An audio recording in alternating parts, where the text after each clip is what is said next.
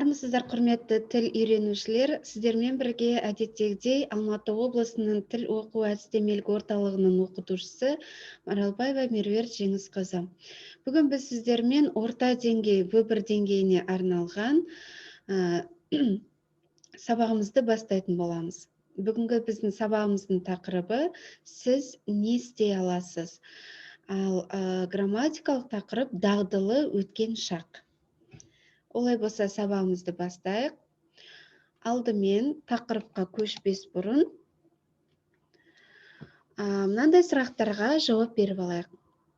Әдетте газеттен не оқисыз? Мақала ма, жаңалық па, жоқ жұлдыз жорамал ма?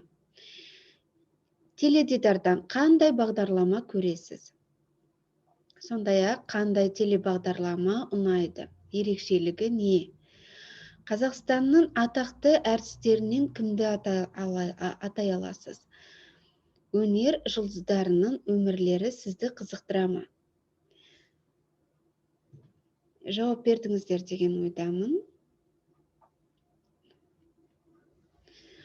Келесі тақырыпқа көшпес бұрын мына тапсырманы орындап алайық.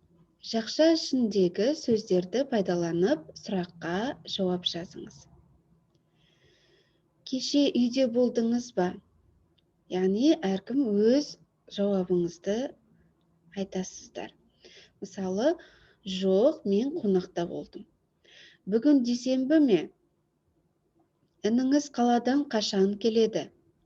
Мынау кімнің баласы? Сенің анаң қайда? Оның кім болғысы келеді?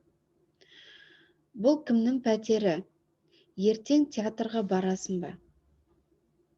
Яғни, жақша ішіндегі сөздер пайдаланып, өз жауаптарыңызды жазасыздар. Яғни, бүгінгі біздің сабақтың тақырыбы сіз не істей аласыз?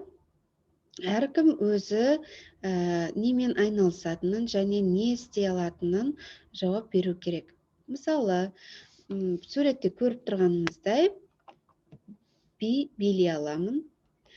Сондай-ақ кофе дайындай аламын, суда жүзе аламын, футбол ойнай аламын, ән айта аламын, баскетбол ойнай аламын, спортпен айналысамын, яғни сондай-ақ дәмді тағамдарды жасай аламын, есепке жақсымын, сондай-ақ коньки теpe аламын, немесе сурет сала аламын деген сияқты әркім өз жауаптарыңызды жаза отырыңыздар.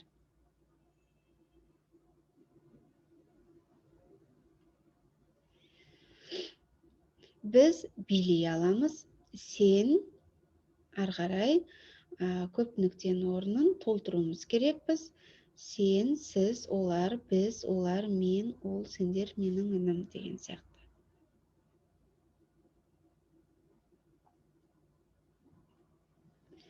Енді грамматикалық тақырыпқа да көшейік. Дағдылы өткен шақ.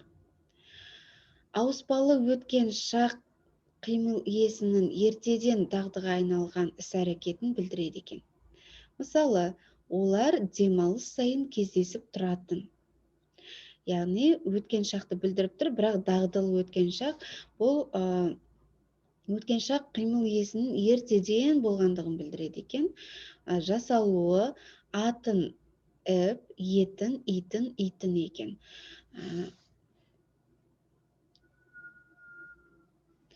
Жекеше түрде мысал келтірсек, мен оқитынмын, сен оқитынсың, сіз оқитынсыз, ол оқитын. Көпше түрде біз оқитынбыз, сендер оқитынсыңдар, сіздер оқитынсыздар, олар оқитын. Сондай-ақ ушы, үші қосымшасына еді көмекші етістігі тіркесу арқылы жасалады. Мысалы, жекеше түрде айтсақ, мен барушы едім, сен барушы едің, сіз барушы едіңіз, ол барушы еді. Яғни, мұнда біз көріп тұрмыз, ушы қосымшасы тұр. Көпше түрде біз барушы едік, сендер барушы едіңдер, сіздер барушы едіңіздер, олар барушы еді.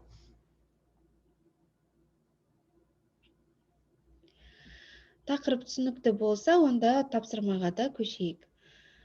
Етістіктерді болымды, болымсыз түрде жазуымыз керекпіз. Мысалы, мен бару деп тұр. Біз оны мен баратынмын, бармайтынмын деп болымсыз түрде жазуымыз керекпіз.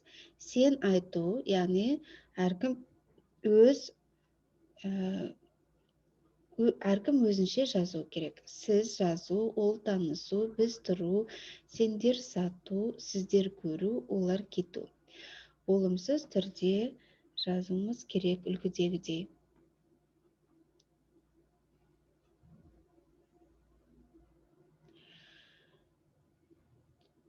Тапсырманы орындап болсақ, стоп батырмасын тоқтата отырып, осы тапсырманы орындаймыз. Одан кейін келесі тапсырмаға көшейік.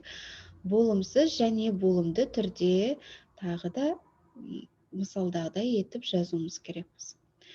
Айт, айтпайтын, мысалы, көрсетпеген, көрсететін. Мұнда біріншіде көріп тұрсыздар, болымды түрін біз болымсыз түрге айналдырамыз. Айт, айтпайтын, кел, келмейтін деген сияқты. Ал мұнда керісінше болымсыз түрді болымды түрге айналдырады екенбіз.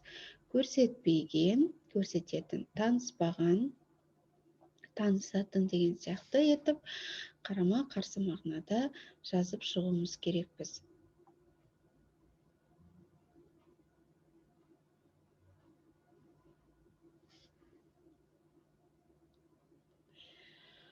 Осымен біздің сіздермен берілген уақытымыз аяқталды.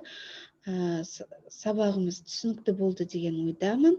Олай болса, келесі сабақта кездескенше аман сау болып тұрыңыздар.